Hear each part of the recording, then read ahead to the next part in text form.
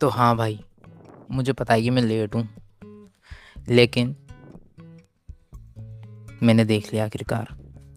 मैं देख चुका हूँ प्रोजेक्ट हेल मेरी। हाँ, ये शायद मार्च में धुरंधर के आसपास आई थी। हाँ, उस टाइम पे पेपर की तैयारी की वजह से अपन देख नहीं पाए थे, लेकिन अब अपन ने देख ली पिक्चर और मुझे कैसी लगी अब मैं आपको बताता हूँ। पहली बात तो, जब मैंने इस मूवी के बारे में सुना था, मैंने इस मूवी के बारे में सबसे पहले इंटरनेट पे ऐसे सुना था कि एक नोवेल के ऊपर बेस्ड है, रायन गॉसलिन है, साई-फाई मूवी है और कुछ इमोशनल टच भी है मूवी के अंदर। तो मैं तो साई-फाई एस्ट्रोनॉट के ऊपर है, तो मैं तो साई-फाई और एस्ट्रोनॉट सुनकर ही बिक गया था पिक्चर के लिए। मैंने कहा यार, रायन गॉसलिंग तो वैसे ही बहुत तगड़ा एक्टर है, और वो एस्ट्रोनॉट और साई-फाई में क्या करके निकलेगा वो तो अपन सबको पता है ही सही। मैंने इंतजार करा, मैंने कहा अब जब अच्छे प्रिंट में आएगी तब देखेंगे। आईमैक्स का वो लोचा हुआ सबको पता है कि इंडिया में लगी नहीं वो ढंग से मूवी। खैर, मैं इन फालतू बातों में जाना नहीं चाहूँगा, अपन बात करते हैं सीधा मूवी पर। सबसे पहले मैं बात करना चाहूँगा मूवी के म्यूज़िक के ऊपर।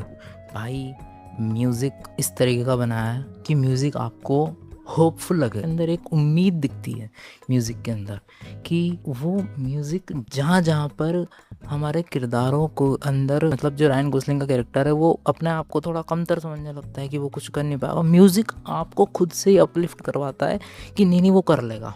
ये जो एक अप्रोच देता है वो, क्योंकि वो एक साइंटिस्ट है तो एक साइंटिफिकल अप्रोच देता है हमें खुद को म्यूज़िक सुन करके कि नहीं, ये आदमी इसका भी सॉल्यूशन निकाल लेगा। इस तरीके का म्यूज़िक दिया है। अब मैं बात करना चाहूँगा मूवी की स्टोरी टेलिंग की।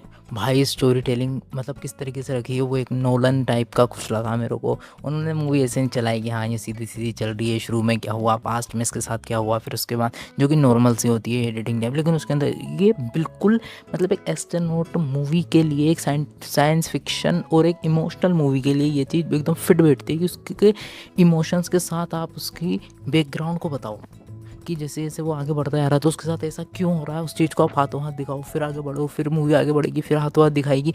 इस तरीके से चलती रहेगी ना, ये चीज़ बहुत ही तगड़ी लगती है। मतलब आपके अंदर क्यूरियोसिटी जगह रखती है कि नहीं नहीं अब क्या होएगा, ये इस चीज़ को कैसे सोल्व करेगा। इस क्यूरियोसिटी जगह रखी है सिर्फ एडिटिंग के बलबूते, स्टोरी टेलिंग के बलबूते, मतलब स्क्रीन पर लिखा हुआ बहुत दास हुआ। बात करते हैं अपन अब एक्टर की एक्टिंग की। भाई, क्या एक्टिंग करी है। मुश्किल से 2-3 लोग हैं मूवी के अंदर, बाकी तो बैकग्राउंड में 2-5 मिनट के लाते हैं। मेन तो रायन गोसलिंग और एक लड़की और है बस। वो एलियन, मैं अब स्पॉइलर पे जाना चाहूँगा इसके अंदर कि अब एलियन जो दिखाया है ना उसके साथ, अब आप मतलब एक एलियन के बारे में, जैसे अब मैं एलियन के ऊपर बात करूँ तो एलियन के बारे में आप क्या सोचोगे कि कैसे होते होंगे। उन्होंने उस चीज़ को, अब नोवेल में शायद होगा, मैंने नोवेल तो पढ़ी नहीं, नोवेल के अंदर जिस तरीके से होगा उन्होंने उस चीज़ को दिखाया, और इमोशन कैसे जगेंगे कि दोनों ही अपने प्लेनेट को बचाने के लिए आए हैं, और दोनों की मतलब लैंग्वेज बैरियर वगैरह इतने ज़्यादा हैं कि वो एक दूसरे से ढंग से बात भी नहीं कर, उसका सोल्यूशन भी बहुत मस्त निकाला उन्होंने, लेकिन वो एक दूसरे की फीलिंग नहीं समझ, मतलब फीलिंग समझते हैं बस।